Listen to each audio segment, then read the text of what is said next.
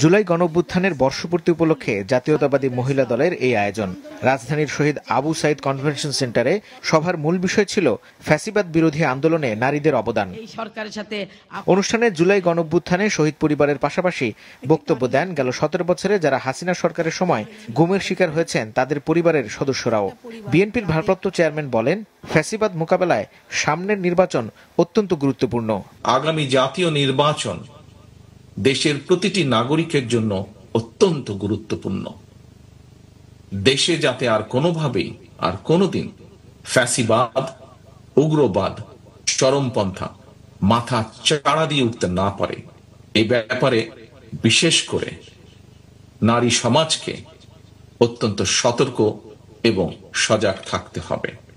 শহীদদের কাঙ্ক্ষিত একটি ইনসাফ ভিত্তিক গণতান্ত্রিক নিরাপদ বাংলাদেশ প্রতিষ্ঠার মাধ্যমে শহীদদের আত্মত্যাগের প্রতি সম্মান জানানোর জন্য আমরা ঐক্যবদ্ধ থাকি। বসুন্ধরা টিস্যু, অশুদ্ধতার বিরুদ্ধে এক বিন্দুও ছাড় নয়। এদিকে জাতীয় প্রেস ক্লাবে জুলাই অভ্যুত্থান নিয়ে আলোচনায় ফেব্রুয়ারির মধ্যভাগে নির্বাচন হবে বলে আশার কথা জানান বিএনপি মহাসচিব। এত সমস্যার পরেও আমরা দেখলাম যে 12টা মৌলিক বিষয়ে আপনার একটা ঐকমত্যে এসছে। মৌলিক বিষয়গুলো আছে, সেই বিষয়গুলো সমাধান করে ফেব্রুয়ারি মাসের মধ্য সময়ে আপনার নির্বাচনটা হবে। আমার মনে হয় যে সেটা হলেই বোধহয় অনেক সমস্যা, অনেক আপনার আমাদের দ্বিধা, সেই দ্বিধা কাটিয়ে আমরা একটা জায়গায় পৌঁছতে পারবো।